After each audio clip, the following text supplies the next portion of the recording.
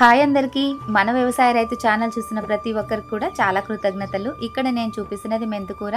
నార్మల్గా చెప్పాలంటే ఈ మెంతుకూర చలికాలంలో మాత్రమే పండుతుంది. ఎందుకంటే ఎండవేడికి ఈ ఆకుకూర తట్టుకోలేదు కాబట్టి ఏదో గార్డెనింగ్ చేసేవారంటే ఇంట్లో చిన్న డబ్బాల్లో టబ్బుల్లో నీడకు పెంచడం సాధ్యం. కానీ మరి మార్కెటింగ్ చేయడానికి భారీ ఎత్తున పండించే వారికి మాత్రం చాలా కష్టం. ఇంత ఎండల్లో ఈ కూర పండించాలంటే ఎండ టెంపరేచర్కి తగ్గట్టుగా ఏర్పాట్లు చేస్తేనే సాధ్యం. అంటే చెట్ల నీడల కింద డేరాలు పందిర్లు వేస్తేనే అది కూడా ఖర్చుతో కూడుకున్న పని. మరి అందరి ఆరోగ్యం కోసం రిస్క్ తీసుకొని సీజన్ కాకుండా ఇంత కష్టపడి పంట పండిస్తున్న రైతులను అందరూ సపోర్ట్ చేయాలని సాటి మనిషిగా ఒక రైతుగా మా రైతు కష్టాన్ని తెలియజేస్తున్నాను.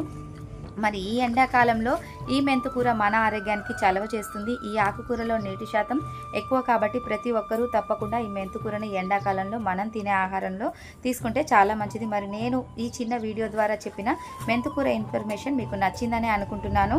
అయితే మరి ఇలాంటి ఆరోగ్య వ్యవసాయ సమాచారం కోసం వెంటనే మన ఛానల్ని సబ్స్క్రైబ్ చేసి వీడియోని లైక్ చేసి షేర్ చేయడానికైతే ప్రయత్నించండి. మరొక వీడియోతో కలుద్దాం. Thank you so much.